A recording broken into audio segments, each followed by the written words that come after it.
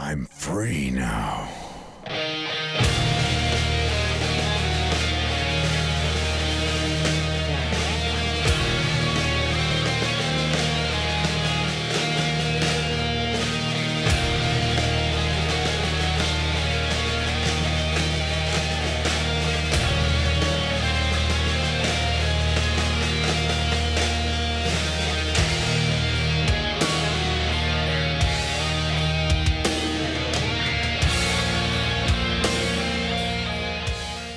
Recording, right? Okay. And let's start the video up. Alright. Hello, everybody. This is, again, JidMenosta coming at you with some more Assassin's Creed footage this week. Today I have with me my teammate, Aesthetic Puppet, also known as Jayboogie. Hello. So, I know this video's kind of been in the works for a while. Just been a lot of scheduling conflicts and a lot of League of Legends play in between, but finally got it going. So what we want to do is finish out talking about how to be a really good defensive team for Manhunt. And this is the perfect game to show that, because we had a horrible offensive game here. Oh my god. I didn't even record our offensive round. It was that bad. If you couldn't tell by the starting points going into round 2, it was absolutely horrible. And what you'll see here is that guy killing me, but he had to blow both of his abilities, and they're both trash abilities for playing seriously on offense, because he had Templar Vision and he had Hidden Gun. And those give you, basically they give you away 100% of the time. You don't want to do that. So they kind of broke up our setup like that, though, so that was an exchange for them over us. And right here is just resetting up and using communication, because without communication, I would never have known that Jay had stunned this guy, and this chaining wouldn't have ever happened. This actually happened by pure luck. That guy actually just walked up to me and kind of said hello, and I punched him in the face, and then I called you over to get him, and then we chain stun him here. And you'll notice that he doesn't sync out. He just stands there while we punch him over and over again. One of the most important things you could do is actually sync out on this occasion.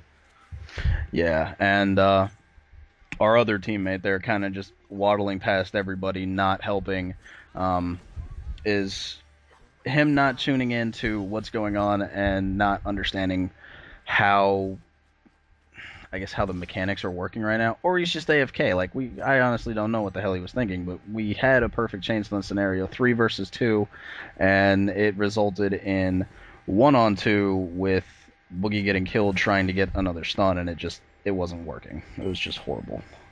One thing you also notice about the video, that we often come back together. We always stay close to each other, always come back together. You being off on your own is not really a great thing. Sure, we do things like this to, like, be a decoy, get back, but we always come back to each other at some point. Like, you'll see I come back to you right here. You get down here, I'm going to come back to you. We meet up in this setup spot in the corner and, reset back up and prepare to play defense. And me climbing that wall like a monkey is definitely a dumb idea, so don't do that. unless you're confident, don't do that. This is one of the parts of the match that stands out to me, because, see, this is where offensive teams that are poorly planned and good defensive teams can win matches, because you see this guy on the roof, he's going to sit there for a good probably minute, and he just stands up there and watches us, shoots the wrong guy, and then he kind of sits up there and just waits and stares at us and doesn't know what to do, and we just gather points, 25 every couple seconds. And also, you'll notice I didn't keep my lock on the target. I looked up, I locked him initially, basically showing anybody around me, if another team member had come up, saying, hey, there was a guy right here on the roof, be careful. But you taking a lock off of him, you do that because if another teammate comes up and you have a lock on him, you cannot stun anybody else. So I don't remember this is the part where this guy sinks out. Yeah, he did sink out in this particular instance. He finally did. Mm-hmm. And he's actually going to come back and kill both of us here in a second, though. Partly because of gun. Again, that's the guy from the very beginning of the video where he's got Templar Vision and gun, and he shoots one of us, and then a smoke bomb doesn't go off, and it gets me killed right here. But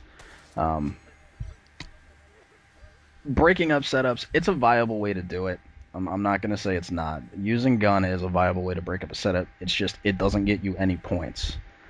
And if you have a good lead on defense, like if you were playing defense first and you have a really good lead, then I would condone using it. Otherwise, it is a complete waste of an ability.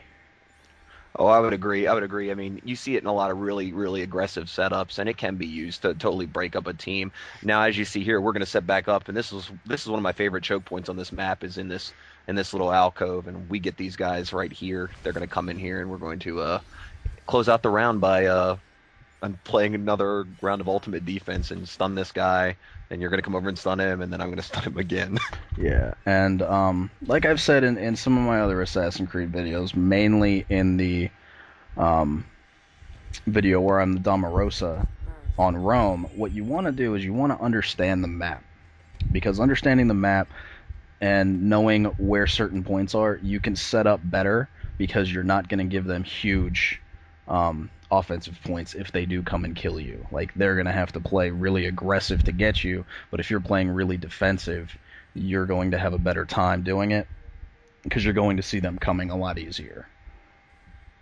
Oh yeah, I definitely agree. And as you can see, we had a great round there. You know, a couple thousand points on defense, and basically won the game just playing defense. Yeah, I mean, like you know, I've got the video looping right now, and I'm looking at the points. We only had a 1,500 point lead going into this defensive round, and it turned into a much better lead at the end because of defense. I guess the old saying is true. You know, they always say in sports, defense wins championships. I guess it wins video game rounds as well. At least in Assassin's Creed, it does. And just so you guys know, I know, like, I've talked a bunch of bullshit in some other videos about, like, how Boogie used to be my teammate and everything. We, you know, when we were actively playing this game a lot, we were both on our way into the top 100. We weren't as active in the community as we should have been, but we were playing top-level contenders in ranked matches, and being able to go in 4v2 with two random guys and still pump out 13k to 7k rounds, you know, and anywhere in between, combined for both the offense and the defense. So, I mean, this isn't like, oh, you know, this is just a buddy of mine that I played the game with a lot. No, like, we actually did learn a lot of this shit and knew what we were doing and how to set it up and how to execute it through trial and error. Yeah, and hopefully this fall we'll when Revelations launches, we'll gather 2 other team members and have a little bit more of an organized setup, because it does work primarily with 4 people. It works the best rather than 2. We can pull off a lot more stuff. So you know, hopefully we'll do that this fall. Looking forward to it because trying to do 2v4s isn't fun all the time. Yeah, I agree. So that, and I guess you could kind of use that as an open invitation if anyone, you know, sees us on. Hit us up. We're more than welcome to get you in our games and whatnot. I don't have a problem with that. I'm sure Boogie wouldn't have a problem with that. We're always looking for new recruits. We'd like people that want to come and, you know, learn and play and strategize. The strategy is most of the fun of the game, of actually setting up the game plan and implementing it. So yeah, we'd love to have anybody along that would want to play. And I think that kind of wraps up a little, you know, a little bit more on the defense and communication and everything on how to be better. Another thing I do want to stress, because like I said, I have this video looping on my screen right now. Don't close your teammates out of chase breakers unless you directly have somebody that's right behind you that's going to kill you, because if they're running as well, you're gonna lock them out and they're gonna die. It's the closest thing to a party foul in this game. Basically. Also, at the beginning of matches, you're screwing up your setup. If you're on offense trying to get to the other side of the map and you've run through a chase breaker, you got your teammates behind you. They now have to go over the thing, around it, and you're there 1v4, and you don't want to be like that at all. Is there anything else? No, I think you want to talk about? I think you covered it all. Hopefully, maybe we can actually do an. Hopefully, we could do a couple other videos. I think we'd love to do some videos about, load setups and loadouts and things like that. What works, what doesn't. We got off on a tangent about gun, but there's so many other setups that work. There's some setups that don't work, and hopefully, we can show you guys some other stuff. Maybe some offensive stuff. Obviously, not our round from that game, but maybe we'll have some other stuff for you in the future. I talk about setups a lot in some of my videos, just going into them and whatnot, talking about what I use. The big thing about it, guys, is you want to find something that works for you, how you play. Like I said in multiple videos, I've always been offensive minded in the game, and Jay's always been defensive minded. So we build our stuff according to that. And Like for example, I know usually in a lot of your builds, I know that you play smoke in a lot of your builds, and there's a lot of times that I don't play smoke. I play some combination of maybe mute and then decoy or something of that nature. hmm and I use smoke on defense mainly because a lot of times you're gonna get guys that they're gonna try to run in for the kill, and mute does have a farther range than smoke, but smoke has a longer duration. So if you get caught up on like an NPC or something, it gives you that little bit of buffer to still kind of like knock the NPC out of your way and get that guy. But again, you gotta find your play style first. I mean that's kind of what it boils down to. You find your play style and then you kind of want to go accordingly, because you're not, especially if you're fresh getting the game, which if that's the case at this point, hey, that's awesome to you, and if you're watching this, but at level 29 you unlock every ability in the game. And at that point, I'm sure you've been working with, what you like, what you don't like. A lot of people hate charge. I love charge. Charge. On both offense and defense. I love it. Charge is a great ability. It actually works really well. Some people say it's overpowered, but it does work for many situations on offense in blended groups and things like that. And it also works on defensive, shutting down, say, gun. So Yeah, you got, a guy charging your teammate with gun. You're just, oh, okay, I'm just going to fucking shoulder charge you right in the face. yeah. But I think that's going to cover this video today, guys. Look for more in the near future. Hopefully I'll fucking jump on Assassin's Creed here soon and actually start playing it again, because I got to get ready for Revelation. Indeed. And that's our time. This is JidMenosta and Jayboogie, and we're out.